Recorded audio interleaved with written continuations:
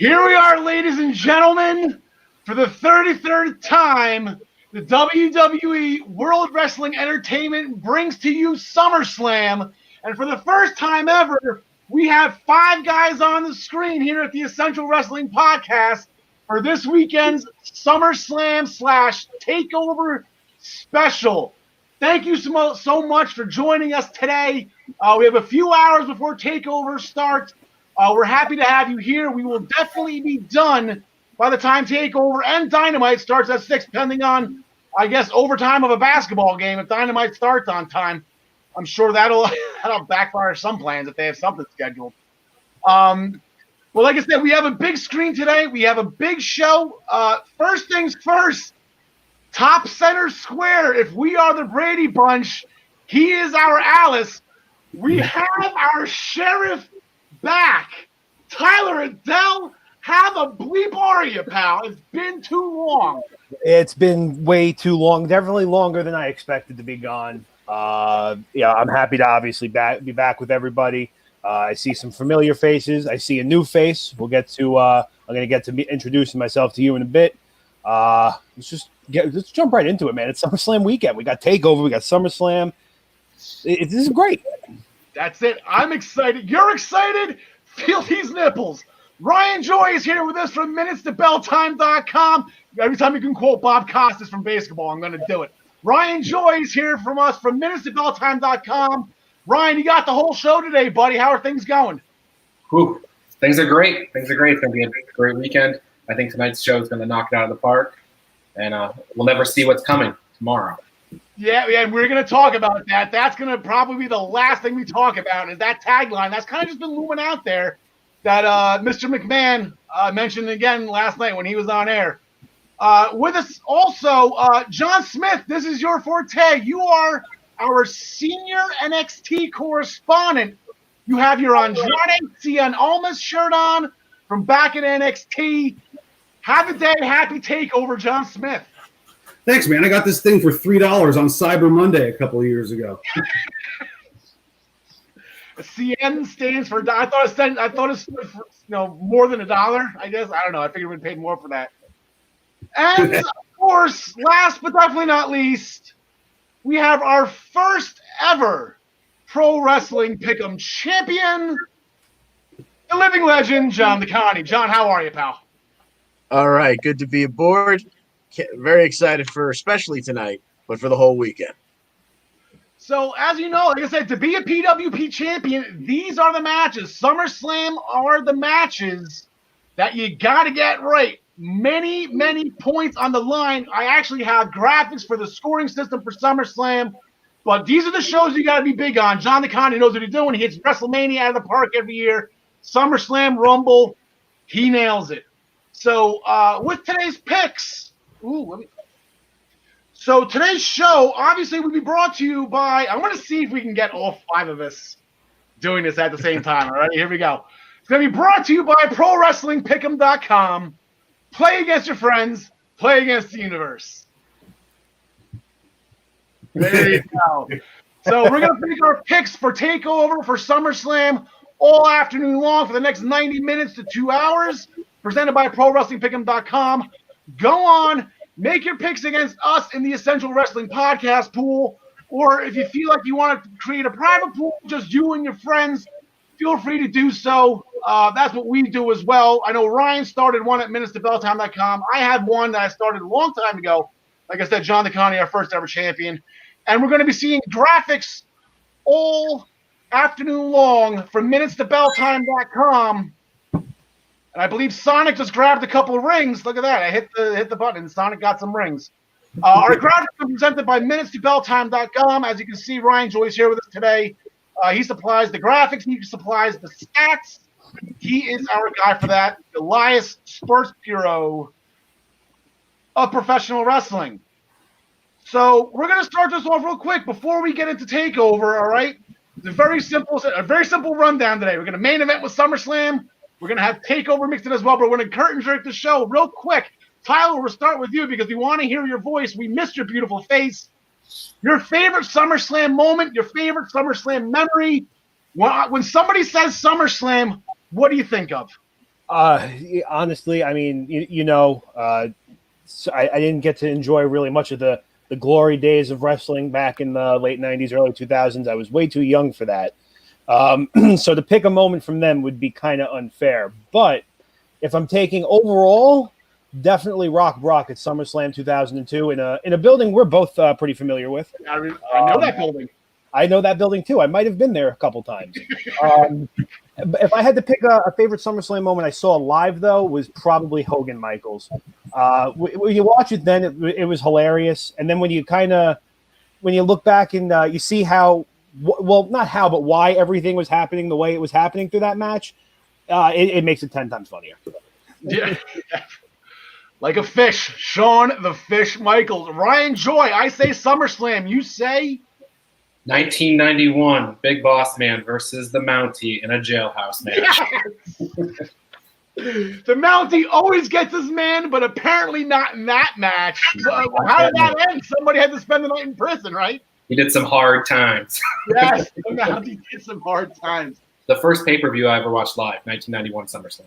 Nice. It's funny. You take all the matches that were on that card, one specific that people still talk about to this day. You'll go with the jail. Good call, Ryan Joy. Very nice. John Smith. Well, mine was also Brock versus Rock at SummerSlam 02, mostly because I was there. Sitting on the LIE for 3 hours in an old Bronco. Oh my God, my left leg, I couldn't even walk the next day from being in all that traffic because I was driving the clutch. Oh my God. But that was an awesome match. And, since that was already mentioned, let me just say, how about Lex Luger versus Yokozuna in the countdown? I said it between SummerSlam 94 and then fast forward to WrestleMania 10. Probably the smartest thing Vince ever did was not give Lex Luger the WWF Championship. John DeConnie. All right, so I almost want to go most of the way back. That 89 Brainbusters Heart Foundation, 16-minute tag team clinic from 89.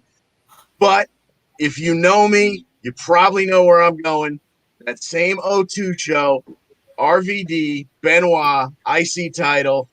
By the end of the match, RVD's hair was out of the ponytail, and he comes home with the Intercontinental title. That's my SummerSlam moment. And that title jumped shows because of that. Remember, Bischoff and Stephanie were in the back watching. They were the general managers, and Chris Benoit won it. I'm sorry, you just said it. I can't remember whoever won, but I just remember Bischoff in the background. Mine real quick, and I got two, and they both got me into wrestling. One when I was a very young kid. All right, the first pay-per-view I ever saw was the original SummerSlam 88. Great show, great matches. Elizabeth ripping her skirt off. I realized at that point in time, women were awesome. At 8 years old. But the Honky Tonk Man in the ring saying he'll challenge, he'll accept a challenge from anybody. He was supposed to be Brutus the Barber Beefcake. He got ripped up by Outlaw Ron Bass and his spur, and out comes the Ultimate Warrior and completely destroys the infamous longest Intercontinental Championship reign in all time and crushed it in about 45 seconds. From that point on, I was hooked on professional wrestling, and I was an Ultimate Warrior fan for life. And the second one, SummerSlam 97, which was at the Continental Airlines Arena in Jersey. I lost track of wrestling. I was getting, early teens and 94, 95 in WWF. That wasn't, the glory years, if you want to call them that. But the opening match of SummerSlam 97 saw this kind of slender looking, long blonde hair, big nose, pompous looking down on everybody, D-hole. I like this guy. I like this Hunter Hearst Helmsley guy. This is going to be my guy. And it was magic with me and him ever since. As you can see, I got 2 WrestleMania title defense plaques here. I need the third one. So that's it for me with that. Give me Ultimate Warrior, give me Triple H, and I am a happy camper. But we're going to go forward right now. We're going to start things off with TakeOver, the 30th edition of NXT TakeOver. as you can see, to go over our standings real quick, where we are at. These are our records after Tuesday night. We had to make our picks for emergence. Those 3-1s right there, we will get into immensely on Tuesday when we're back on the Central Wrestling Podcast, because Rohit Raju, oh my God. So Impact. Oh my, it's such an Impact thing to do, and Rohit Raju shine. To go even deeper, these are the parts out of order. We go. These are our standing specifics. These are our NXT records from the Great American Bash and NXT in Your House. As you can, Tyler and I got a little bit of a lead here. We went perfect on night 2 of the Great American Bash. We got the perfect PPV bonus. So we got a little bit of a leg up there. And so the scoring, what we're going to do here, we'll go over the scoring real quick for TakeOver. Real quick and simple. You get 5 points for the NXT Championship match tonight. You got 3 points for all other title matches. You got 1 point for the non-title matches. You get everything right, you get a 5-point bonus. So we're going to come out swinging, guys. We are going to come out swinging. We're not going to waste any time. We're going to continue with the bleep show that ended Wednesday night, and that is the NXT North American Championship ladder match. And here are the 5 guys that have qualified with their records for 2020. John Smith, you are the NXT senior correspondent. You've been kind of bringing up one guy's name throughout this entire process. You're going to stick with him. Yeah, well, I mean, it was Dexter Lumis until he got hurt. But then I figured right when that happened, they were pivoting to Damian Priest. I'm going to pick him. I would not be surprised if Grimes won. The other 3 I don't see winning at all. Gargano and Dream have had it before, and Bronson Reed ended the show holding that belt up, so there's no way he's getting it.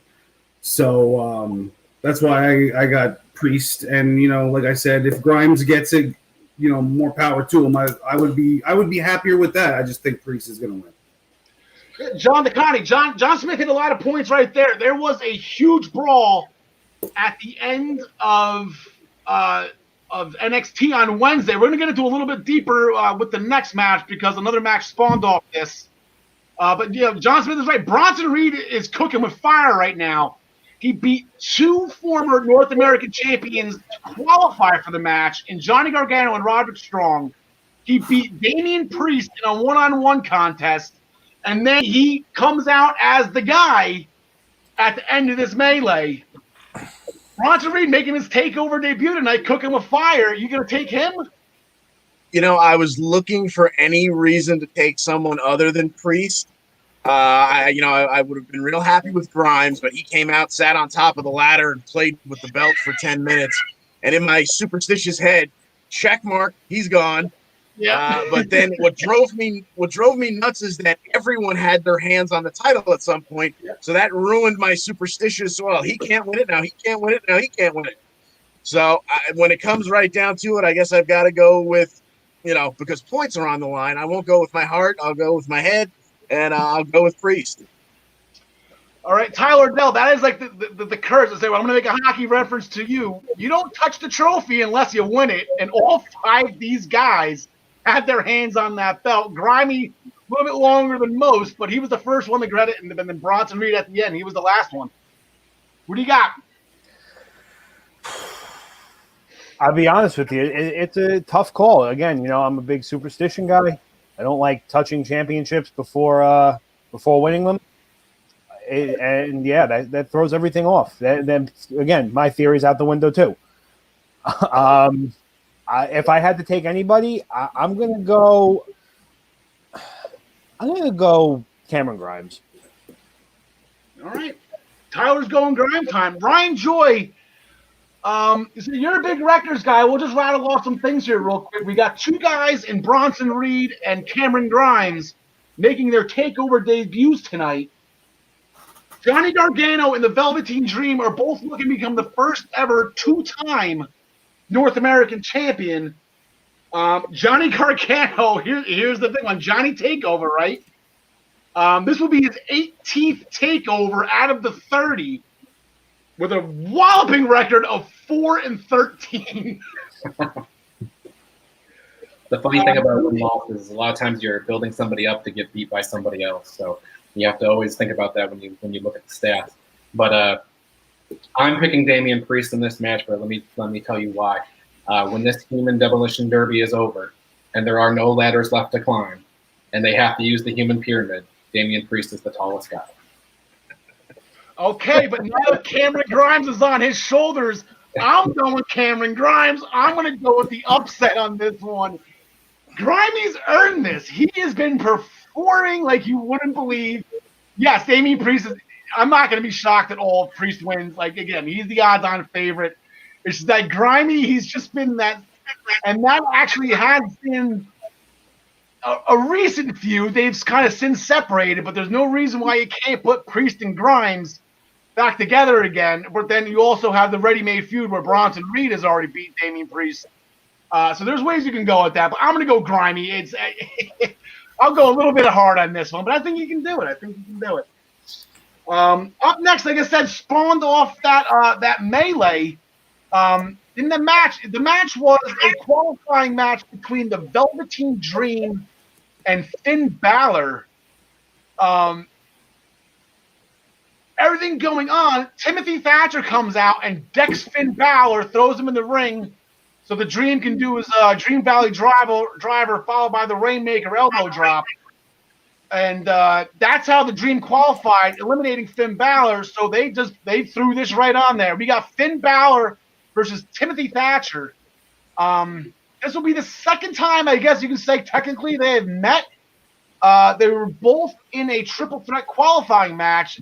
They both lost to Dexter Lumis, who was injured in that match and cannot compete for the North American Championship. We'll go the other way around on this one. Ryan Joy, you can lead off, pal. Who do you got? Hey, both guys got decent records. I think the ultimate destination is Finn Balor versus Walter, and Timothy Thatcher has a history with Walter and the rest of Imperium. So I think we're going to have a Imperium run-in on this, and Timothy Thatcher Really? match. Now, are we talking full force, or are we talking just Eichner and Bartel? I don't think the other ones can get there, but they're still overseas? Yeah, I haven't checked TSA in a while. I don't know where everybody is. Is Tessa Blanchard even out of Mexico? John DeConnie. John DeConnie. Yeah. I like this match. Yeah. I think this will be a really good match, but I'm going to go with Balor because, and I find myself saying this, it seems like every week. Otherwise, what the hell are they doing with this guy? John Smith, you did a lot of work with my website with takeovers. I know you checked off Finn Balor winning a lot of matches in that process, as they say. Yeah.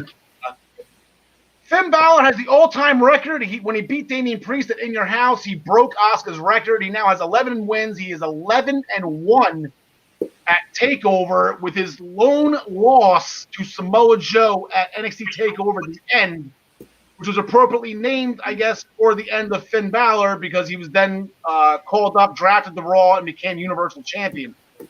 So we got the TakeOver guy going again here, John Smith. Yeah, well, what'd you say? He's 11-1. I'm going to go 11-2. 11, really? I got Thatcher winning this.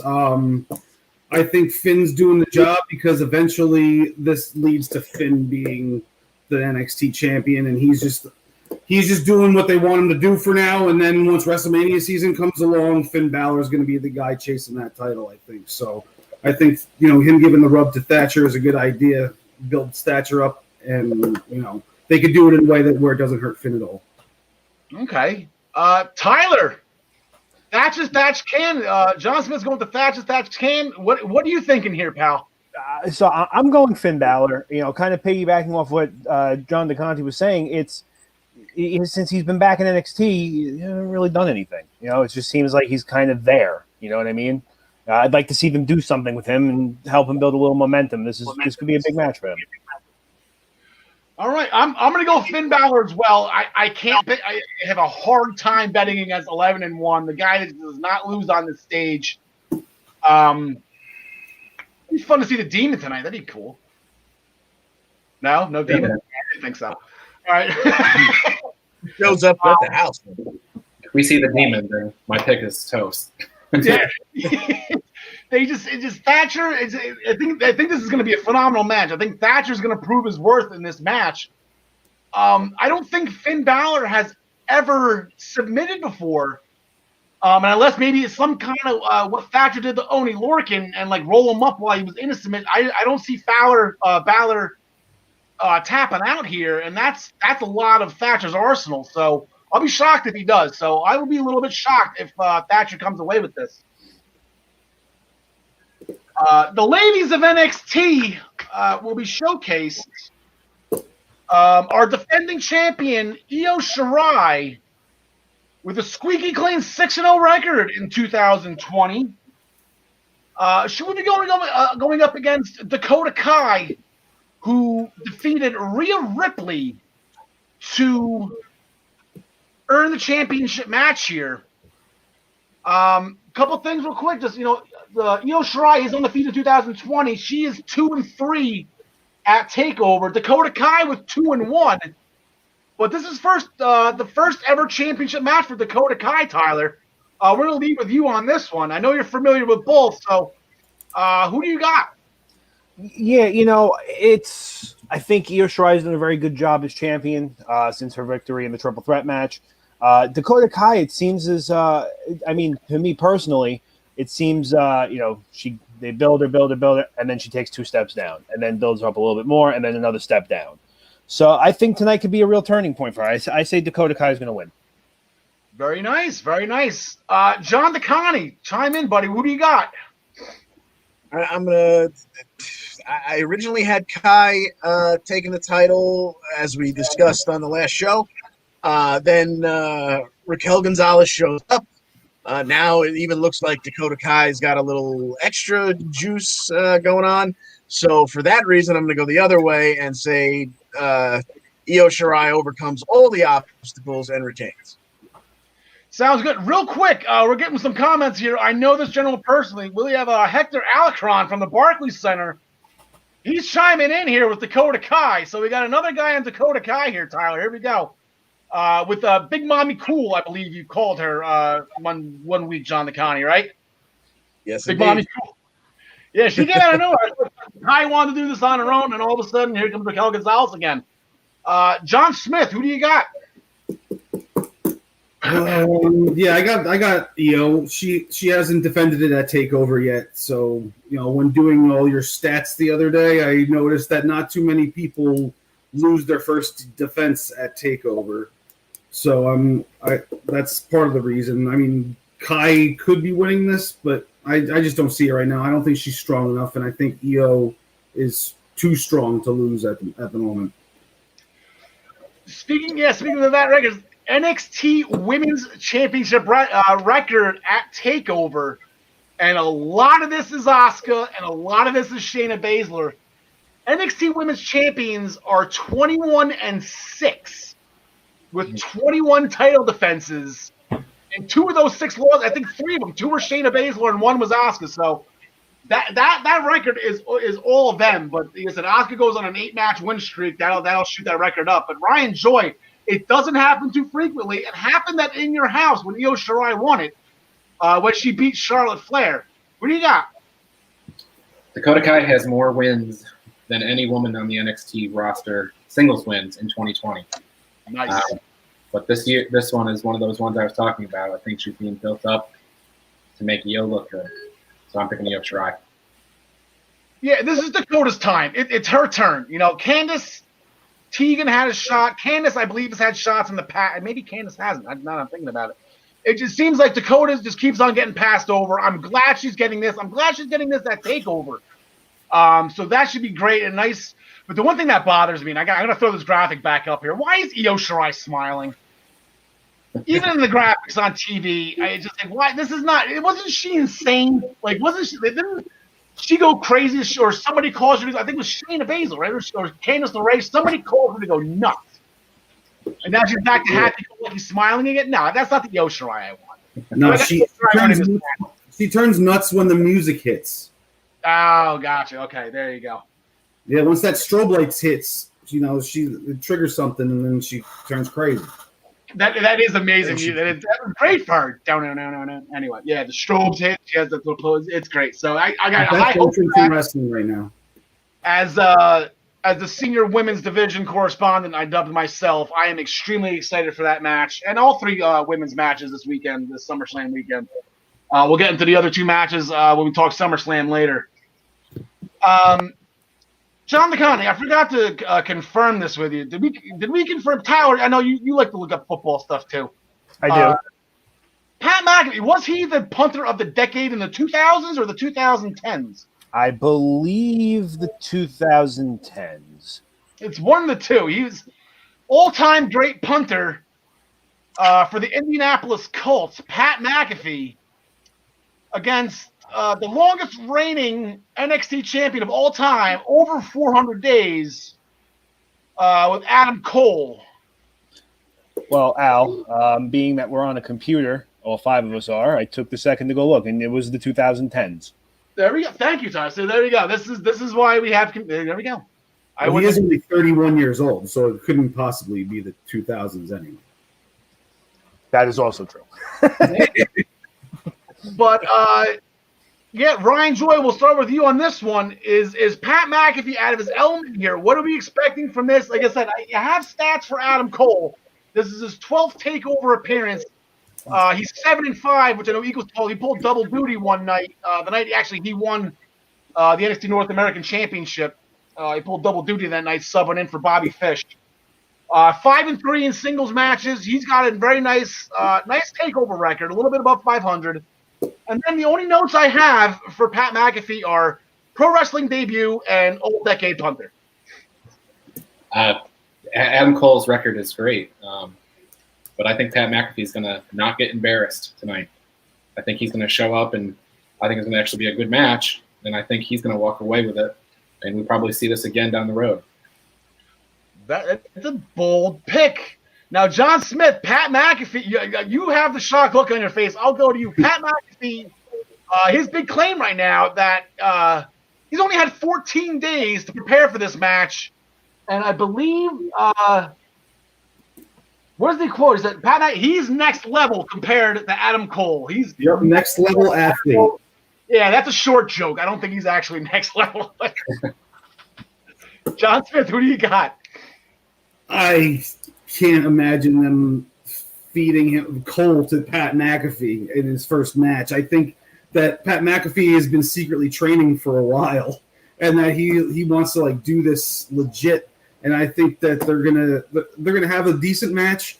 They'll do something underhanded to get the upper hand, so he can get some offense in at some point. But Cole's gonna come away with the victory. I don't think it's gonna be that long of a match. Maybe 5 or 6 minutes. They're not gonna give it a 15-minute, barn burner kind of thing. Yeah. Tyler, Pat McAfee, to pick you up back off of what John Smith just said, Pat McAfee, he has the itch. I remember they showed highlights of Pat McAfee. If he downed one inside the 20, he was going off doing the Razor Ramon thing. He loves this stuff. He's been on TakeOver pre-shows, so to piggyback up with John, I'm sure he has been training a lot longer than 14 days. Yeah, I mean, so I know when Pat McAfee first retired back in 2016, he had always entertained the idea of trying it out. I'm assuming, you don't just, again, like you were saying, you don't learn how to wrestle in 2 weeks. I'm sure he's been doing work behind the scenes, getting it ready. I'm sure he was told to, keep it quiet so they could, have a big plan or, I guess, debut for him. And, here we are.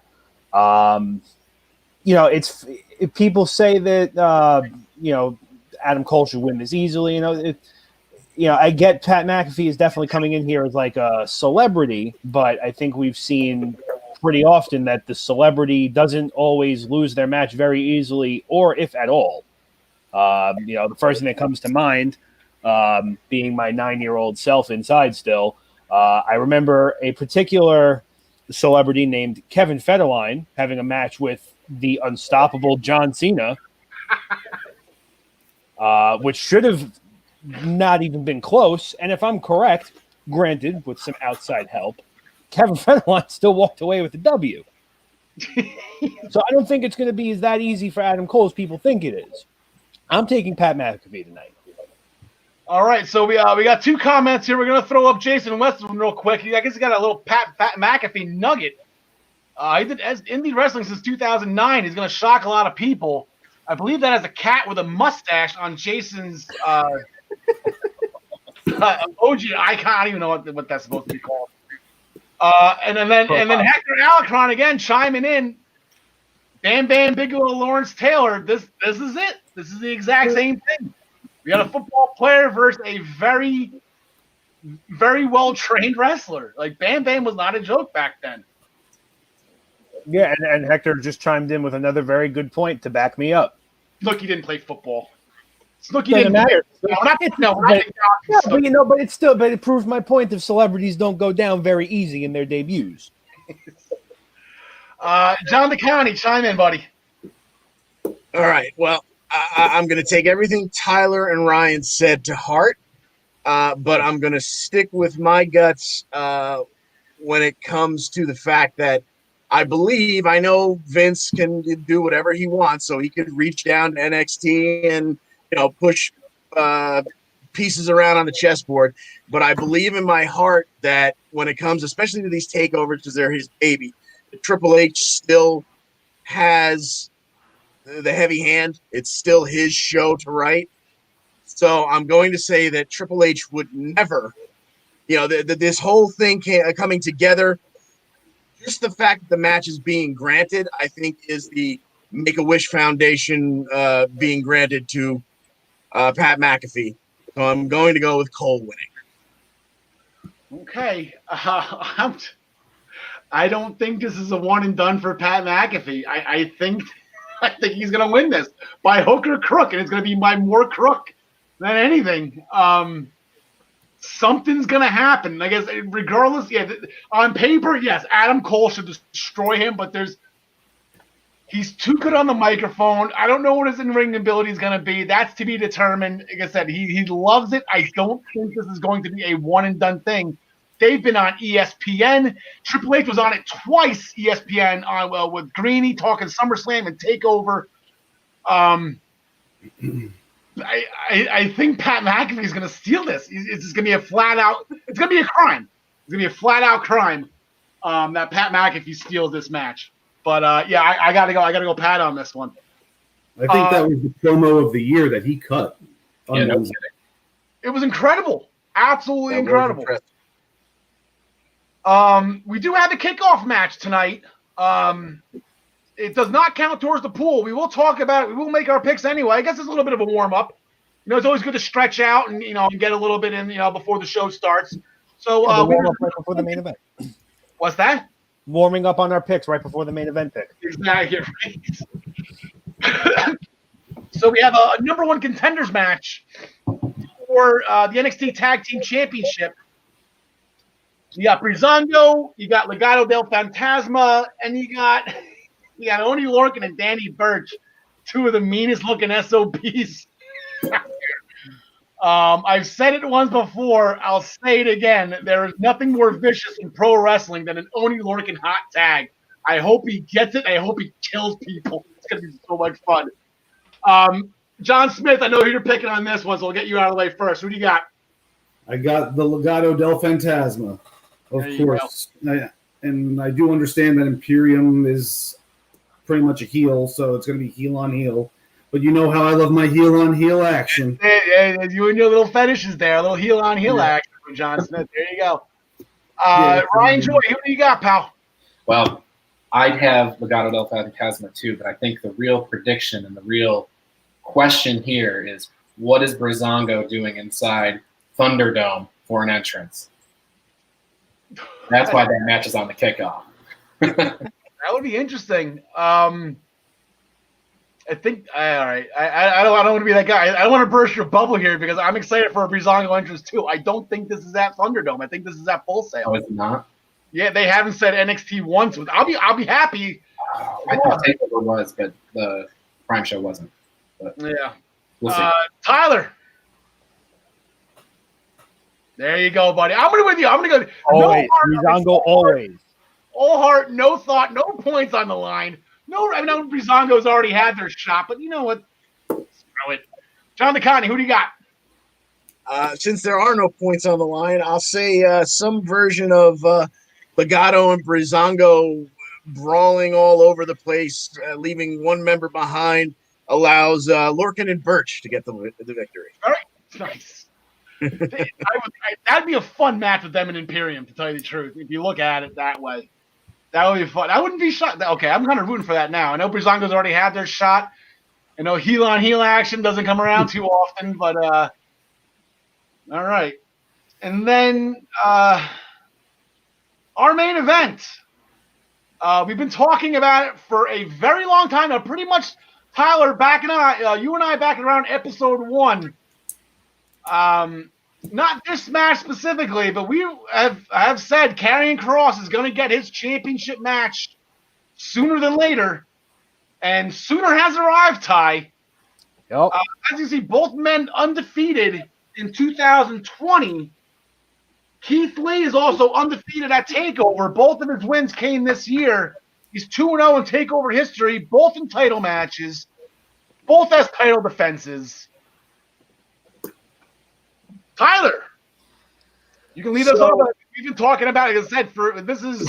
Yeah, I mean, so we've been calling for this since I don't know, May, earlier, maybe even earlier than that. I didn't expect Karrion Kross to keep his momentum as hot as it is now, and that was probably dumb by me. I'm going no contest. Interesting. Okay. I think Keith Lee has still way too many people backing him. I still think he's kind of in that honeymoon phase of having his championship. Everybody still loves him. Everybody's going to love him forever no matter what. And Karrion Kross is way too hot to eat a loss like this this quick. So I think a no contest or a double count out, a double DQ, however you want to score it, is probably the safest bet to not hurt one or the other in the long run. Because I think it's too early to take the title. I think it's too early to take the title off Lee, but it's too early to kill Karrion Kross's momentum. Yeah, 100% agreed. It would help both guys, but you would have one very upset WWE/NXT universe, John DeConnie. Yeah, that's the thing that's ripping at me here. I think it's way too soon to take it off of Lee, but Kross has been just this monster. And then there's always the caveat of, but wow, they really don't like to do no contests in the main event. So what do you pick here? I'm gonna go with Lee retaining, but I think it might be because Karrion Kross smashes him across the face with the lamp or something like that at DQ. Mm-hmm. So Ryan as Joy. not to stall anybody. I'm sorry, what was that? So as not to stall anyone's momentum. Okay, gotcha. Ryan Joy, John Smith can attest to this. Like I said, he was my takeover guy yesterday. He did me a huge favor by banging out the 29 prior takeovers, plus NXT Arrival on my my daily pick'em game that for whatever reason is under construction as we speak when it was supposed to launch today. There have been 2 no contests in the history of NXT TakeOver, and actually technically it's only 1 because the other no contest was at NXT Arrival between, I want to say it was Xavier Woods and CJ Parker, if I remember correctly, who is now Juice Robinson. Another one was Kevin Owens and Sami Zayn, which was an NXT championship match. So not impossible, not unheard of, but it hasn't happened in about 5 years, Ryan Joy. I don't think we're seeing it tonight. I hear all the reasons that people are saying here, and I think it's there's a possibility, but I think Kross is going to go over strong. I think Keith Lee's going to the main roster. Okay, I don't think Roderick Strong's in this match, Ryan. You gotta come here prepared. Okay, I'm sorry. You made the graphics. Roddy ain't in this match.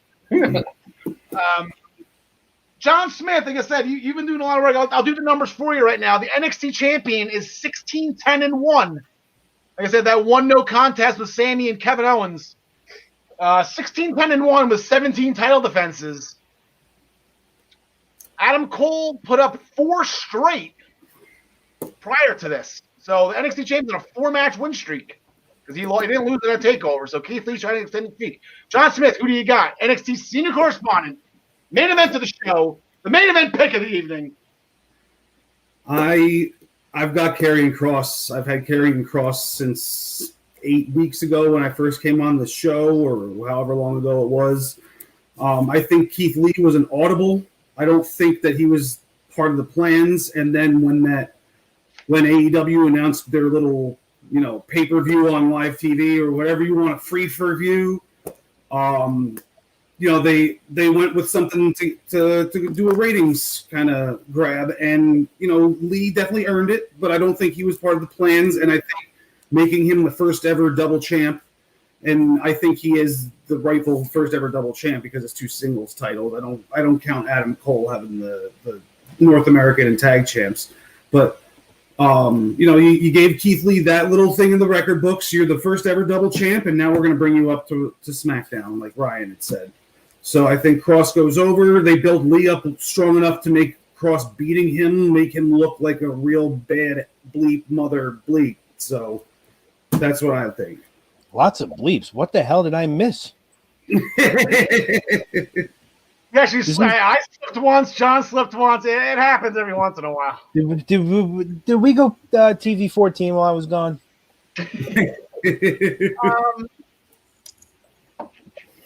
So just to keep with the theme, I went with this match. I've seen this movie before. I had this. I don't know if you know, this show, TakeOver, was pre-recorded. I don't mean to break a spoiler here, but Keith Lee wins. Keith Lee beats Karrion Kross at the end. I mean, here's the shot, the victory shot. You called Rocky, John. You called Rocky 4. How do you have Karrion Kross win it? Drago doesn't. That was just for that one match. No, this is the whole movie right here, and I know it's not Christmas Day, and I know we're not in Russia.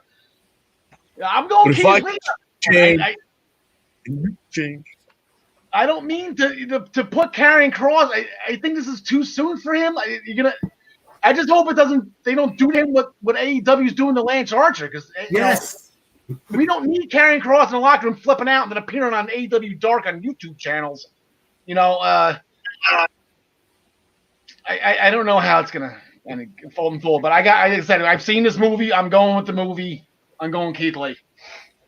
So that was my other point too that I forgot to say is how are you going to go and do the exact thing that AEW did with Lance Archer and just build somebody up just to have the champ get buried or have the champ bury him, So yes, that'll wrap up TakeOver. A nice little bow. We're all looking forward to the show tonight.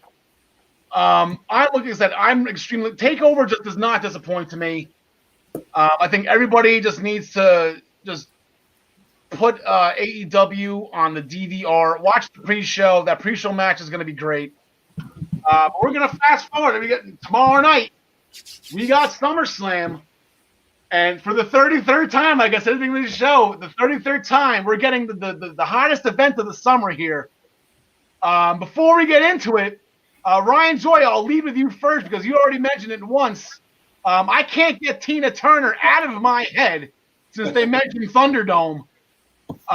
Your thoughts on it? Tyler, you missed my half singing last week. I can't hit Tina Turner notes. I'm not even going to try. Ryan Joy, your thoughts on Thunderdome? I like the way it looks.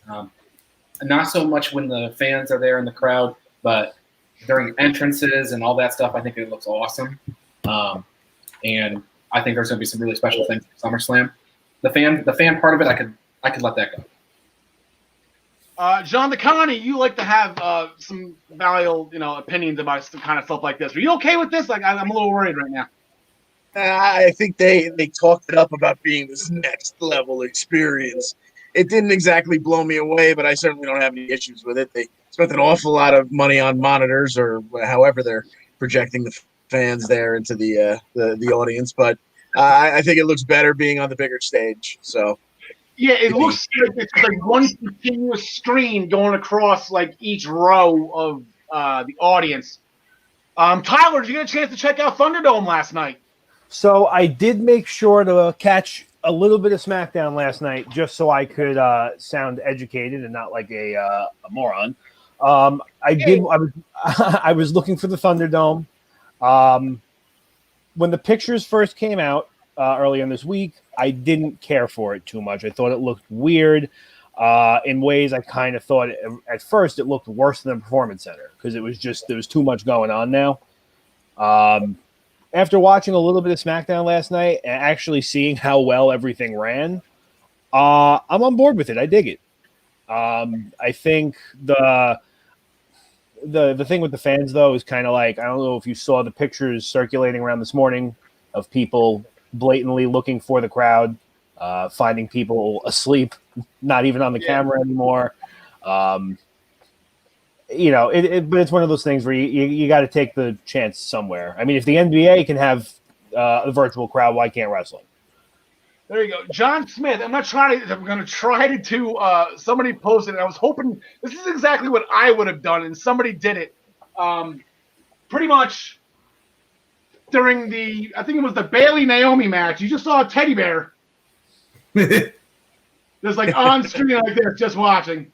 And I thought it was all. This is exactly what I would have done. I wouldn't have put my face on it. Ted would have been representing me in the Thunderdome because, he's my Thunder buddy. It only makes sense. John Smith, your thoughts? I don't mind it either way. I think I kind of get lost in the matches and forget about the surroundings anyway. I like the Fiend's entrance. I think that's why they started the show off with that, because to show off exactly what they can do with this new setup. But the only thing I don't like is the piped in crowd noise, because they're basically telling you the narrative that they want you to believe with that, Yeah, I feel like their screens were on mute. That was 100% piped in. I was actually having a conversation with your buddy Jeff Johnson. Apparently he's from Canada. That's pretty cool. Yeah. I guess he doesn't like it. The only time I really notice it is on SmackDown. I feel like Fox is pushing them to do this. I don't hear it on Raw. Apparently I was wrong. I don't hear it on NXT either. Apparently Jeff was saying he hears it on NXT. I hear it on Dynamite too. But I think they have more crowd. It's weird. It's weird. I don't really notice it except when I'm watching SmackDown. It's the weirdest thing. Well, I think the thing with the pumped-in crowd noise is that's to keep any expletives from the virtual crowd from leaking out into the arena. You know what I mean? If you cut out the people who are, dropping curse words or they have fights going on in the background in the house behind them, half your audience is going to be gone halfway through the show. It's just going to be a bunch of black monitors. It's a trailer park of fights. Hector Alacron likes it.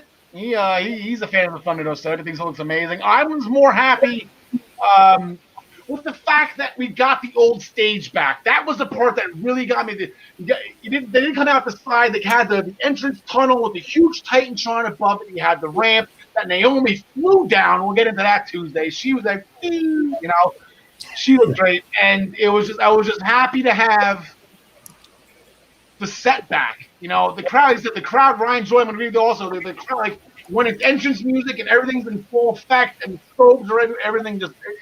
I thought it came out great. That's when the word immersive really rings true during those entrances. My thing is, I went outside. I didn't get invited to the Thunderdome. I went out to try to scalp tickets for a couple front row seats. The price for those front row seats is astronomical. I mean, it is crazy how much those seats cost to get it. No, nobody's laughing here. All right. Anyway, so we're going to get into SummerSlam. It can't even be gold.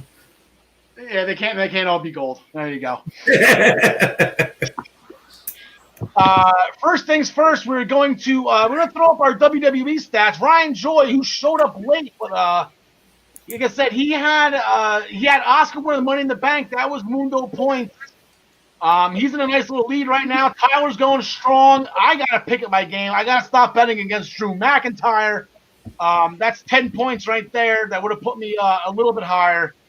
That I lost. Thank you, Bobby Lashley. Thank you, Seth Rollins. And then, so the point system, like I said, for SummerSlam, everything increases by 5 times. So we got 25 points for the WWE and Universal title matches. All other titles are 15. You got 5 points for the 9 title matches. The interpromotional matches get a 5-point bump. We have 2 of them.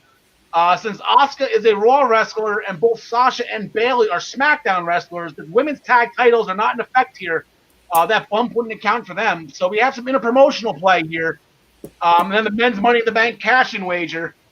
You have to be like being bold if you want to, bet that Otis is going to cash in or somebody's going to cash in. Like I said, I still don't believe it's going to be Otis. 20 points if you're right, 10 points if you're wrong. If you get everything correct, you get the bonus of 25 points, which is huge at this stage in the game. So we're going to go right into it. We're going to lead off where they left us off last night, with the Fiend coming out of an ambulance after being choke-slammed off of a loading dock ledge onto the concrete floor. Ryan Joy, you got your stats going here. I'm going to let you lead into this. You can roll with this. Well, I picked Braun Strowman here. The Fiend debuted at SummerSlam last year, got a victory over Finn Balor. Don't think he's going to repeat this year. So I am picking Strowman. However, I've also marked that checkbox that Money in the Bank is getting cashed in tonight. So you have Otis getting in the middle of all of this. The monster that's crazy, the Fiend that's out of control, and Otis is going to hop right in, stake some weights, and take the belt, huh? I may be totally wrong about the finish to the match, but in some way, shape, or form, Otis is cashing in tonight. All right, no, here's the thing. You just got to be correct on the cash-in. Does he win the title? I guess that's another question. I think if he cashes in, he wins. All right. Somebody might get beaten down to a pulp, and he's going to come in there, do the caterpillar, walk away with the belt. I can't picture a caterpillar on the Fiend. John Connie.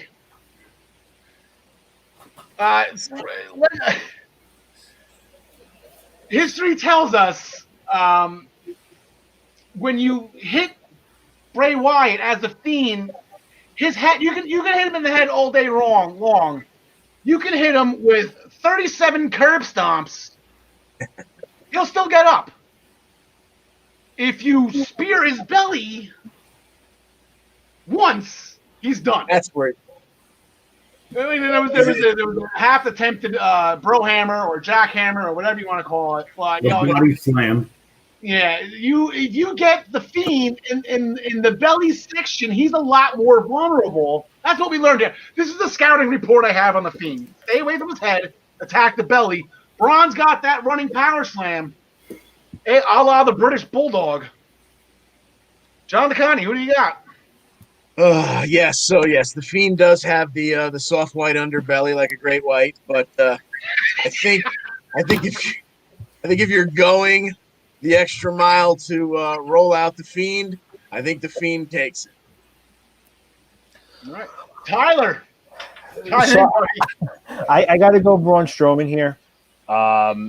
It just, from outside of a wrestling standpoint, from a business standpoint, it kind of makes a little bit more sense to let Braun Strowman keep rolling.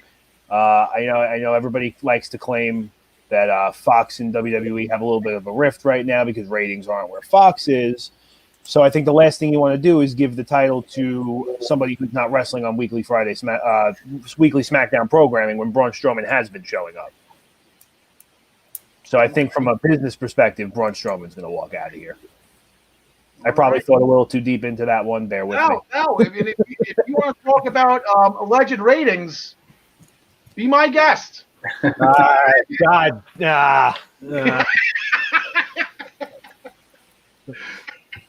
John Smith. So the question I have, my answer is going to be yes. I'm taking the Fiend as your new Universal Champion. I've been calling this way back when. Okay, he's going to go through this. He's going to go through that. And eventually, it's going to lead to him winning the Universal Championship. So I'm not going to take my pick back now. But is she the reason why? I'm saying yes. I think Alexa Bliss is going to be involved in this. I think Alexa Bliss is involved if Braun wins. If it was all like a big collusion by Braun and her to get in the Fiend's head somehow, I think that would be one of the you didn't see it coming kind of things. Yeah. I do have King Hippo winning though. Stay away from the head, hit the belly. I would love to see Bray Wyatt have the bandages on his belly buttons. Yes, exactly. So I do have the Fiend winning because of what you said about how we've been talking about this storyline for months and how we're gonna go back on what we've been saying for months now. So yeah, that's the way I see it. See, the thing I'm not understanding too, just real quick, just internet garbage and whatnot. They're like Alexa Bliss. I'm not saying she's going to be Sister Abigail. Alexa Bliss is going to be the next Sister Abigail. Sister Abigail is her own thing, right? Alexa Bliss is going to be Alexa Bliss, just a fiendish Alexa Bliss. She's not going to be Sister Abigail. Sister Abigail's, I believe she was Randy Orton burned her house down, if I remember correctly. How does Randy Orton commit arson and get a championship match? You're still on this? AJ Styles still doesn't know the answer to that. I think that house got burnt down on a pay-per-view called Payback, did it not? I think it was before. I think that's what caused the House of Horrors match. So yeah, I'm gonna go Bray Wyatt. I think Alexa Bliss is gonna be in on this. I think that Ultimate Warrior thing that Braun did to her, I just don't. I'm just not gonna let that. My little flower is not gonna let that fly. For Alexa. So, the women's championships. The Raw title is held by Sasha Banks. The SmackDown title is held by Bayley. They are both the tag team champions. This is getting a little crazy now because Asuka beat Bayley to earn a Raw title match. Asuka won a tri-brand battle royal to earn a SmackDown title match. Then you go to last night where Corey Graves completely just being a D-hole that Corey Graves is, makes a beat the clock challenge for Sasha and Bayley, and the loser of that has to wrestle Asuka first.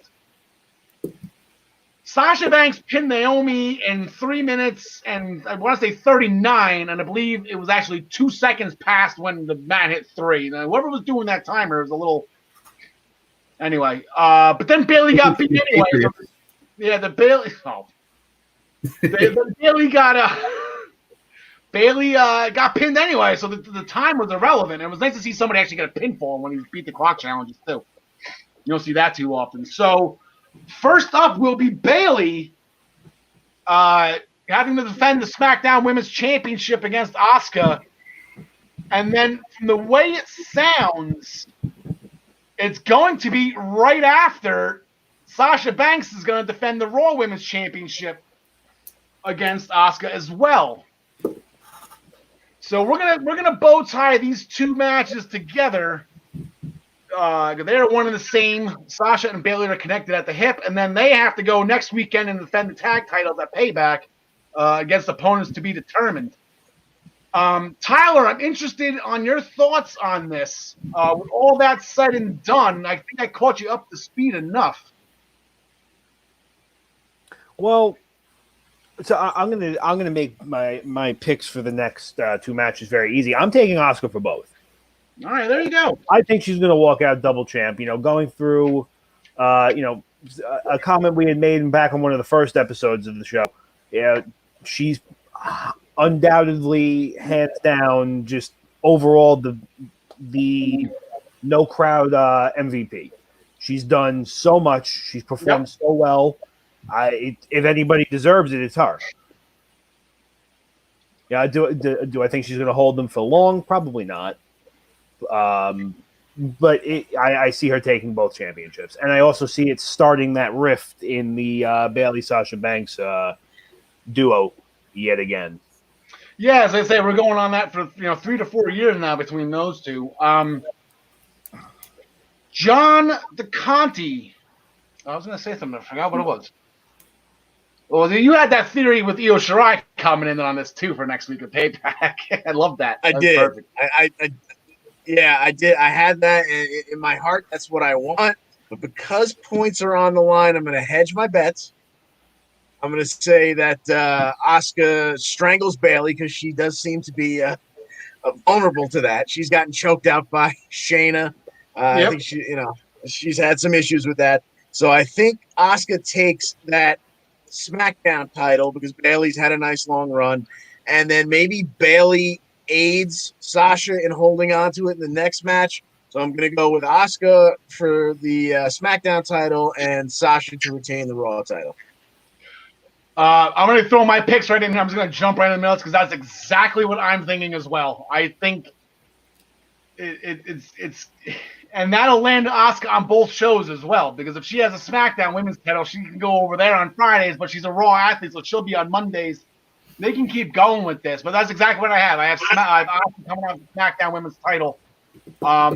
Whether or not Bayley helps, I think she would. This rift, I don't believe this rift is ever coming. I honestly. Anyway, Ryan, more years. Like I said, yeah, I know, right? Ryan Joy, these matches get the interpromotional bump. Both of these matches are worth 20 and not the standard 15 points. Who you got? Asuka takes both matches. I'm with Tyler on this, and I agree. She'll be great on both shows. There you go. John Smith, I'm saving you for last because I know you're the Asuka advocate. You're an Asuka guy. Yeah, for me, this one's a no-brainer. I love Asuka. Asuka's going to win both matches.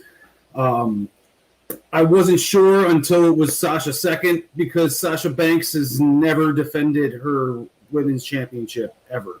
She's had four titles. Or no, this is the fifth one now. She hasn't defended this one yet. And the other four she lost on her first defense. And if anything, she was definitely losing, and maybe Bayley was winning because Bayley has that long streak going. But since Bayley's first, I got double champ Asuka, make it 3 at Payback. I hope so. I think, like I said, the way I said, I'm with John the Con, but here's the thing: I think Bayley will help Asuka, but then I think it's gonna hit her on Monday when they're on Raw that she's not Bayley Doshravs anymore, and Sasha's sitting there still being 2 belts back. I think it's gonna hit her then, like, oh my god, like there's something bad happened. But yeah, so this is definitely gonna be a fun, probably 20 to 25 minute, 30-minute, hopefully, like drawn out 2-match segment here. Is that definitely how they're doing it? What's that? Is that definitely how they're doing it, like back-to-back matches? It's the way it sounds to me. I could be completely wrong, but it looks like the whole reason why they're arguing over who fights her first is because the other one's going to get her worn out right away. Yeah, I don't think that's how it's going to be, though. I think it's going to be, they're going to open the show with the Bayley match, and the Sasha match will be the pre-main event. Okay. That's what I'm thinking. That's what I'd like to see. That would make more sense to give Asuka a break, but okay, sounds good. Up next, and Ryan Joy, thank you so much for making the correct graphic here. Apollo Crews will defend the United States Championship against Montel Vontavious Porter, otherwise known as MVP. As you can see, MVP actually has a spotless record at SummerSlam, albeit only 2 matches. He is 2-0, defeating Jeff Hardy and Jake Hager when he was formerly known as Jack Swagger. And I remember that Apollo Miz match. I don't remember the Murphy match. I guess maybe that was a kickoff show match? The kickoff show. Yeah. All right. Who wants first crack at this one? John the Con, we'll start with you first. You're the belt guy, right? So I know Apollo's going to be walking down with the other one, but I just smiled when Ryan sent that graphic. I'm like, yeah. It will forever tickle me how much you despise that new belt. But I'm going to go with Apollo Crews here to finally put this to bed and MVP and the Hurt Business can move on to whatever their next little feud or issue is going to be. Maybe they take over the Underground or something like that. But I've got Apollo retaining. All right, John Smith. Speaking of the Underground, a few weeks ago, they went down there and said, "We run this now," and then they haven't been back since. Really, maybe there was one appearance. I don't think so though. So I think maybe they nixed that because MVP is going to win this title. I think he's finally getting it. I think the Hurt Business needs something like I think it gives them a little more credibility to have a title over somebody's shoulder, and they're not putting it on Bobby Lashley right now. So yeah, it would make more sense to me. I agree with that. It's got to be Bobby Lashley. Possibly like a Cedric Alexander heel turn. Yep. Yeah. So Brian, I got 2 questions for you. One question, but one point I want to bring up that on Monday night, Apollo Crews defeated Shelton Benjamin. So now Shelton Benjamin and Bobby Lashley are both banned from ringside. So MVP's got to go at this alone. Not sure what tricks he has up his sleeve, other than somehow. This is the question: is R-Truth and the 24/7 title, is this going to come into effect again with this? Because every time the Hurt Business is out there, R-Truth is all of a sudden R-Truth is getting chased by ninjas. I had not thought of the R-Truth angle into this match, but certainly now that you bring it up, I think that's definitely going to happen. But I think John Smith is onto something. You know, the Hurt Business is banned from ringside, but Cedric Alexander is not. And I think we're going to see a Cedric Alexander heel turn.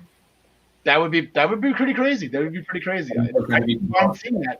I wanted both him and Ricochet in Hurt. When I saw MVP, I'm like, okay, give him Cedric and give him Ricochet and give him Apollo. But instead, he took Shelton Benjamin, which I'm not, at all mad about, and Bobby, which I'm not mad about either. So anyway, Tyler, I had Apollo Crews winning until I heard all of these very good points about a almost kind of forgotten Cedric Alexander. I think throwing him with MVP, Lashley, and Benjamin is a great move. So as we speak, I'm going to change my pick to MVP because I completely disregarded everything you all said too. Yeah, I feel stupid for doing such a thing. That's why I try to keep you last as possible. I know the gerbil on the wheel in your brain. It takes him a little bit to get going. But once he gets going, at the moment, he's not moving. He's still drawing a building. I'm going to think this is going to be straight up one-on-one. I don't think this is going to be anything. I don't think Truth's going to get involved. I don't think Cedric's going to get involved. I think this is going to be a straight up Apollo Crews butt whooping. And I don't think it's going to last long. Well, I'll go somewhere between 5 to 7 minutes. I think Apollo is just going to dispose of him. Although, as an MVP, he's probably, he's a smart guy. He's probably going to have some tricks up his sleeve. But I don't see anything. I don't know. But in the next match, somebody did have a trick up their sleeve. As we found out last Monday on Raw, it was Zelina Vega. Allegedly, like I said, we couldn't really see her. Back was to the camera. But she was the one that poisoned Montez Ford. Montez Ford came back, and now this match was booked before that. Well before that, the feud has been going along. Angel Garza and Andrade, I believe, won a 3-team triple threat tag match with Ricochet and Cedric and with the Viking Raiders to earn this opportunity. And as I mentioned when this match was booked all those weeks ago, this match was actually originally supposed to take place at WrestleMania, but Andrade hurt his ribs. So, Tyler, we'll start with you on this one. Let's get that gerbil up and running, get him some caffeine. There you go. I'm taking my good friends, the Street Profits. I don't like Andrade. I don't like Angel Garza. They annoy the absolute hell out of me, which in turn actually means they're doing their job. So, yeah, I don't like them. I'm taking the Street Profits for this match. Yeah, Joe? Yeah, he's getting angry again. Yeah, Andrade. It's Andrade and Angel. Yeah. You're terrible. All right, I'll have him call you after the show. Yeah, Tyler, can you call Joey after the show, please? Yeah, you got it. Ryan Joy, who do you got on this one? I do like Andrade. I do like Angel Garza, but I also picked the Street Profits in this match. Although I have this feeling about Austin Theory. I don't know. Maybe he's gonna make a return. Yeah, he was not future endeavor, but I know rumors were flying around about him, and he's been off TV for a while. But then the last time we saw him, he wasn't even with Angel Garza or Andrade. They kind of gave him the boot, and he was with Seth Rollins. So I don't know. Maybe see him in the street fight. That'd be pretty fun. John DeConti. John Smith, I'm saving that because you got the shirt on. I'm going to save you for last on this one. John DeConti. All right. Well, it would make more sense to me after the underhanded tactics of poisoning Montez Ford for the Street Profits to retain here. But I think they've drawn this out so long and that a title change is going to take place between these two. So why not here on the biggest stage of the summer? So I'm going to go with Andrade and Garza. Yeah, I'm going to go with Andrade and Angel Garza as well, just for the sole fact I want to see a Raw Tag Team title match. I want to see a feud, and this is why I'm hoping that Cedric doesn't turn, and hope you guys are wrong with that one. I want to see those guys. I want to see Andrade and Angel Garza versus Cedric and Ricochet for the Raw Tag Team titles, and I want to see it a lot. John Smith. Yeah,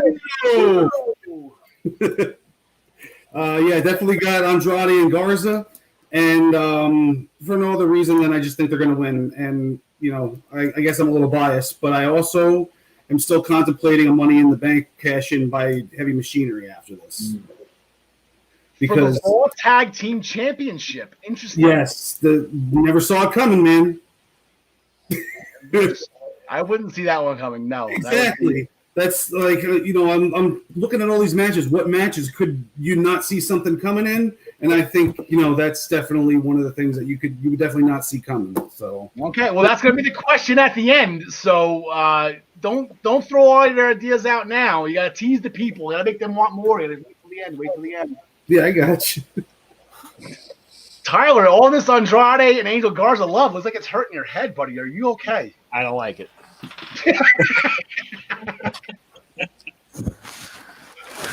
Okay, so we have a street fight coming up between Seth Rollins and El Hijo de Mysterio after the brutal kendo stick, quote-unquote, initiation, I guess if you want to call it that, attack by Seth Rollins and Murphy on Dominic Mysterio. Ray came back on Monday. And they got their a couple licks in on Rollins, but I don't think that's nearly enough. This turned into a street fight. This was specifically only, I guess Seth was just allowing Dominic to use the kendo stick, just let him have his fun, because Dom likes to carry it around. But then all of a sudden, it turned out that both of them can use some toys, both of them can use some weapons. So Ryan Joy, I'll let you start with this. I haven't started with you in a while. Who do you got? I have Dominic in this match. I think this has gone on for a long time now, and I think this is the conclusion of the story. Dominic gets the W. Rollins moves on. Okay. John Smith. Yeah. Dominic's father, what's that? No, nothing. Go. I was say Dominic's father Ray also made his WWF pay-per-view debut at SummerSlam. Dominic's father Eddie. And then he has Dominic's true father, Eddie Guerrero. Actually, they had a custody ladder match with Ray. That Dominic actually cost Eddie the match. So Dominic's already been at SummerSlam. He's already had a major impact on the history of SummerSlam. One of the most memorable matches in the history of the show. But the original point is that Ray, he debuted against Kurt Angle. And Kurt Angle gave him the L, hung the L on him anyway, twisted the ankle. Ray tapped in his pay-per-view debut. John Smith, SummerSlam 02, right? 2002. Yeah, I was there. You were there. That was a pretty big day. That was a big SummerSlam.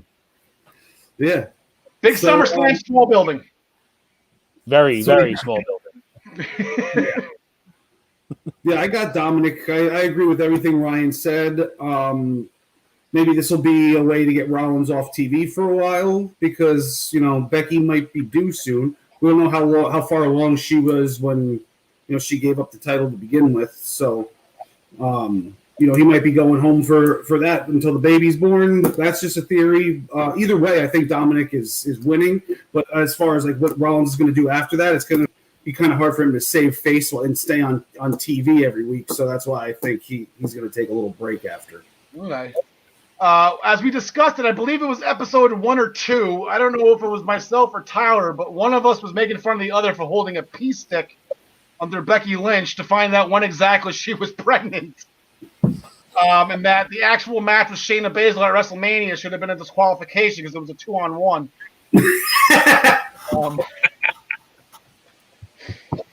But by our numbers, if she wrestled at WrestleMania, she wasn't pregnant. That's April. April plus 9 is around December. So it's just to do some math there for you. Thank you. No problem. April plus 9, right? There's a math problem for you. Who didn't I get to yet? Tyler, I didn't get to you. Hi. I think, I just think it's too obvious Dominic wins. Kind of stemming off my Pat McAfee theory where celebrity never usually goes down easy. The momentum and the I guess background Dominic is coming from either. I think it just makes it too obvious to be a debut win for him. All right. We got everybody on this one, right? John the Con, we get you? You didn't, but my feelings about this. I know. That's why I'm kind of like, wait. I didn't hear any type of hatred about eyes or anything. Never see it coming. Yeah. Okay, so all right, John the Connie, here's your question: is this what we're not going to see coming? Is Dominic going to lose an eye? Dear God, oh God, I hope not. The least said about this match, the better. Like Tyler said, I think Dominic getting the win wraps it up almost too nicely. So I'm going to go with Rollins without putting much thought into it at all because I just want this to be over. All right. I got Seth Rollins too. I just don't think you got to think. Rollins has been around for. He can't lose to a kid in a street fight. I don't know. I just can't see Seth Rollins losing this match. I can see him getting whooped. I can see him getting Ray holding him and Dominic just killing him with the stick. I just can't see Seth Rollins losing to a kid on SummerSlam. I don't know. Maybe that's just me. A little bit more of a serious. We had a change in the women's match on SmackDown. Sonya Deville had a rough week, and we're all I guess we're breaking kayfabe here that they are changing the stipulations for her match with Mandy Rose. They switched it last night on SmackDown after Sonya Deville gave Dana Brooke 5 really hard ones across the eyes. Holy Christ. It's not a hair versus hair anymore. It is now a no disqualification, which I do have to tell you guys, the range of emotions I went through when she said no disqualification, and I jumped out of my chair like this, and then loser leaves WWE. I was like, oh. So, John DeConnie, I'll throw it to you on this one first. Unfortunately, we're treading the lines of real life here. I think that makes it because of the new developments this week. I think that makes it that much easier to pick Mandy, and that is who I'm going with. It's going to be. I love Sonya, so I'm going to be a little upset to see her go away for a little while. But obviously, she's got some stuff to take care of, and I will enjoy seeing her come back whenever that may be. But Mandy for now, and they find some way to write Sonya back in somewhere down the line. John Smith. I'm saying we're gonna make a joke. It's really not a funny situation. Why would you try, of all the women in New Jersey and in the world, try to kidnap Sonya Deville, who could probably whoop your ass in a matter of 5 seconds? Like, it just blows my mind. Anyway, who do you got? Some people are just psychopaths, man. There's really no place. He's a complete moron. Like, what? You ever see that movie, The Fan, with Robert De Niro? No, I never. Oh, it's a good one. It's about basically this situation, so you should check that out. Yeah. But yeah, I got Mandy winning. Same exact thing that John said. Sonya I think is going to go away for a while, so I think that's the beginning and end of that one. Ryan Joy. I think Sonya has outperformed everybody in the ring, outperformed her expectations on the microphone. She's been great. Amazing. And I just think it's going to make her comeback story really good. Mandy Rose. Tyler. Yeah, I mean, it sounds like we're pretty much all on the same page here. Just everything that unfolded this week and how busy she's going to be, or setting everything up, in and out of a court. It makes picking Mandy Rose that much easier. Like, gentlemen, I spy a Jersey girl, and you are all falling for it. Sonya Deville for the win. She's gonna whoop Mandy's ass, and if she has to go, I'm gonna go down on the sword with her. But I don't think so. I think this is all just a plot. A twist. Not that the kidnapping was, but Vince is playing off it. You're all falling for it. Sonya Deville for the win. I spy the Jerseyest of all Jersey girls, baby. Yeah, Joe, can we have a conversation about Al tonight? Yeah. Yeah, I'm not really liking him at the moment. What I do think would be cool though is if Sonya loses when she comes back, she could crash NXT and be like, "This isn't WWE, this is NXT." Exactly. And I think Sonya is definitely capable of carrying a women's division in NXT. 100%.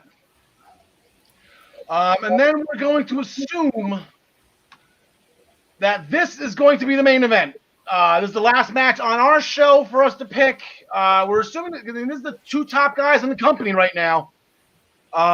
You got Randy Orton, who has been around for the longest time. He is, I believe, now, Brian Joy, correct me if I'm wrong, 14-time WWF World Heavyweight Champion against the current WWF champion, WWE champion, there's push-ups, Drew McIntyre. And this is, if you hear like other people around the world with podcasting, the one I'm thinking specifically is Bubba Ray Dudley. He was on the bump one day. He's like, Drew McIntyre is a great champion. He's great. He's this and that. And he's shooting him off. And it's all going to come crashing down when he faces Randy Orton. So Bubba Ray knows he's picking Randy Orton. Tyler, we'll give you the start on this. You are the sheriff. This is the main event. You get first cracks here. What do you got? Yeah, so I'm taking Randy Orton also. I think, obviously, the way things went down with Edge's little injury back a couple months ago, this was probably supposed to be where the third and final match in the Orton Edge trilogy was. Obviously, things happen. I think this is going to set up for Orton to take the title and then hand it right over to Edge for a little while when he's healthy. All right, we're just going to go around the clock here. I guess around the horn. Can I say around the horn without getting sued or doing push-ups? Ryan Joy. I think 99% of people agree with Tyler on this, but I'm actually going to pick Drew McIntyre. And I wouldn't be surprised. Edge can do one or two things. I think Edge comes and does a run-in, causes a little something to happen here, leads to their third match in the trilogy. I'm picking Drew McIntyre. All right, John Smith. I know you like to play Dr. Google. I know. All right, let's just call it. You did it once, so I'm not just going to call you Dr. Google. You did it with Dexter Loomis. Did you look up? I thought Edge was going to be out to like Rumble-ish area, so I don't know. Do you think maybe I don't? Just want one move. Yeah, the ankle. Yeah, but here I am. So it's John Smith. Who do you got? I got Randy Orton. I think this is going to be the main event, and I think this is definitely going to be like a huge swerve.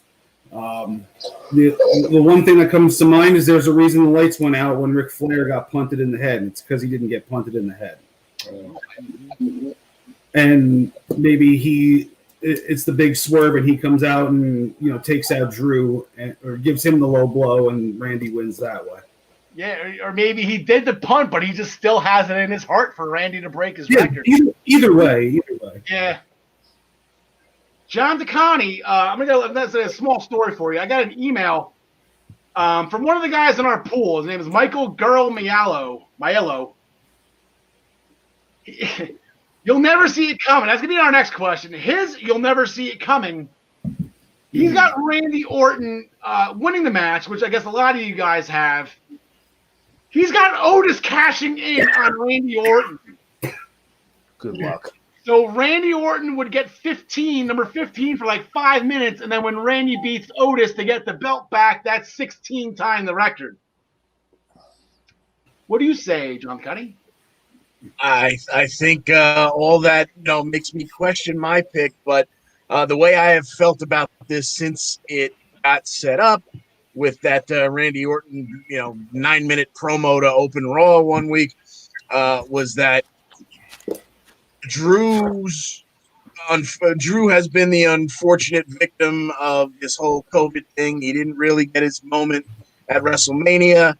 And no offense to Bobby Lashley and Dolph Ziggler, but he hasn't had the most stellar of competition. I saw this all setting up as Drew getting that one big notch on the headboard, beating a legend. So I'm sticking with it. I'm going to say McIntyre retains and beats Orton, whether he goes over clean or Flair shows up against Orton or Edge or Beth Phoenix for that matter, picks an ankle and helps him out. I don't know, but I'm going to go with McIntyre retaining.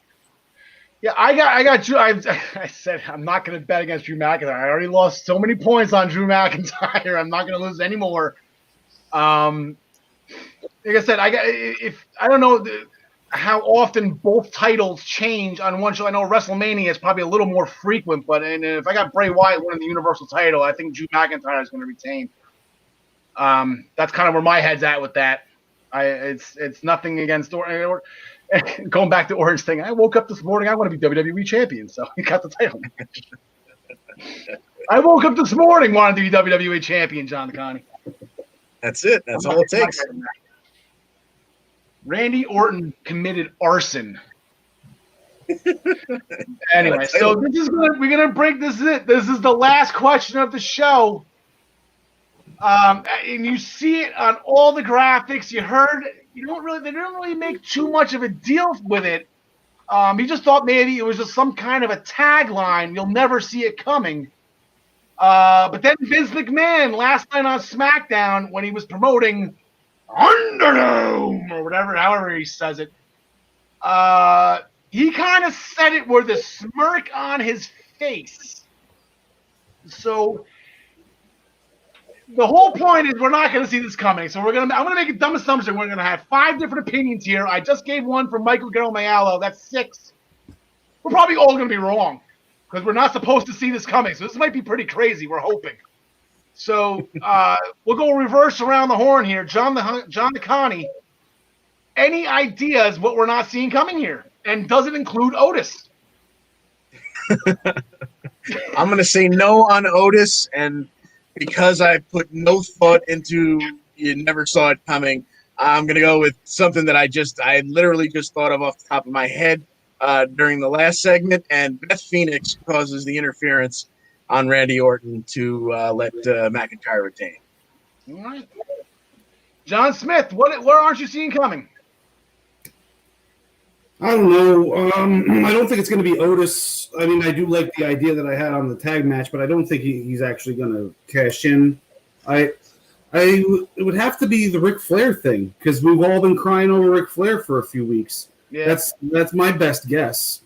If it's not that, I couldn't even begin to tell. I mean, we haven't even mentioned Retribution once this entire show.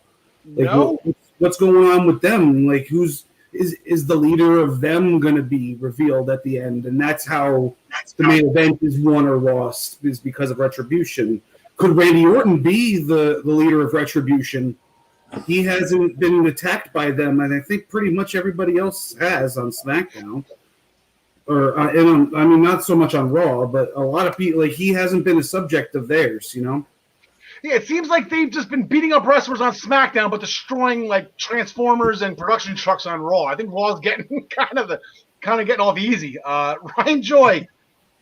Well, John Smith stole my thunder, but don't worry, let me take something off the shelf here.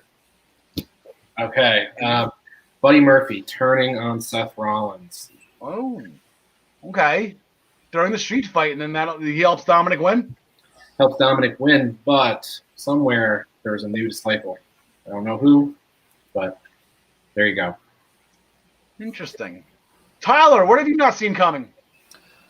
The way wrestling has panned out in the last few months, I'm expecting something completely unexpected, as I think we all are. You know, I think the Beth Phoenix theory is great. I think the new disciple theory is great. I don't know. I honestly, tomorrow they have so much worked out for tomorrow. Again, between everything going on in Sonya Deville's personal life and the street fight, and Alexa Bliss probably not being involved in the Braun Strowman and Bray Wyatt match. It's so much can happen tomorrow. It could be so great. Yeah, it's going to be a really interesting show, especially if this is looming, but it also going to be a really serious letdown if nothing happens, like if Rich Swann is the mystery opponent. That's cancel the network worthy. Yeah, we got a show to do, man. Yeah, exactly. I think it's going to something to do with Retribution. Yeah, I like revealing the leader who's behind it. Maybe it's Vince McMahon again. Is he the higher power again? Like, are we doing this again? I don't know. But that is it. That is it for us. 1 minute over 90. So good. But the funny thing was we were expected to go 2 hours, and now we're cutting it short. Anyway. So that's it. This is SummerSlam. Just $20 bill we have to pay. We're going to tune in to us. Come back to see us on Tuesday, 6 p.m., the Essential Wrestling Podcast. Tyler, we hope you're there with us. Ryan will be there because we know we had our New Japan final last night, so I want to talk to you about that. Congrats on your correct pick, though. Nice job. Thank you. And then I don't know if we're going to have enough time to talk about TakeOver results and SummerSlam results on Tuesday on episode 16, because I can go on for about 90 minutes on Rohit Raju's miracle X Division Championship win. I think we just might make it a Rohit Raju special and just go highlight his entire career up until this X Division Championship reign. It won't be hard. This was the one win. Yeah, right. Yes, and he hung the loss on all of us. He hung the loss on all of us in our picks. So, thank you so much for watching. Like I said, we have more than enough time here. It's a little before, it's around 4:30 here, Eastern Standard Time. There's a basketball game on. I'm sure everyone's watching before Dynamite, beginning of Dynamite. Then you got the pre-show for TakeOver. You got SummerSlam tomorrow. I believe Fox is airing a best of SummerSlam things. I don't know if it's today or tomorrow. I saw that, but something really cool. So I saw too after SummerSlam tomorrow, they're doing one of those WWE 24s, I guess. And they're highlighting WrestleMania 36. So they're going to go behind the scenes of the pandemic and probably one of the craziest WrestleManias of all time. And you'll just see how crazy it was. I'm really looking forward to that because I was a firm supporter that the show must go on for that. And the guys who wanted to perform should be allowed to. And they did. And they put on a hell of a show. That was just too big for just one night, similar to Emergence. You got 16 matches. It was one of the best WrestleManias for more than just wrestling. It kept this country together. It kept this country in a little bit of normality. while we were fighting a huge pandemic. But I'll get off my soapbox on this one. Ladies and gentlemen, for John DeConnie, for John Smith, for Ryan Joy from minutestobelltime.com, make sure you go to minutestobelltime.com and subscribe to the Body Slam Brigade. Tyler Adelle, our sheriff, our beautiful sheriff, thank you so much again for coming back. We've missed you. I missed you too. Do your thing tomorrow night, honey. Do your thing. Do what you do. We love you. John DeConnie. Thank you all for joining us on this very special edition. And as always, we wish you the best in all your future endeavors.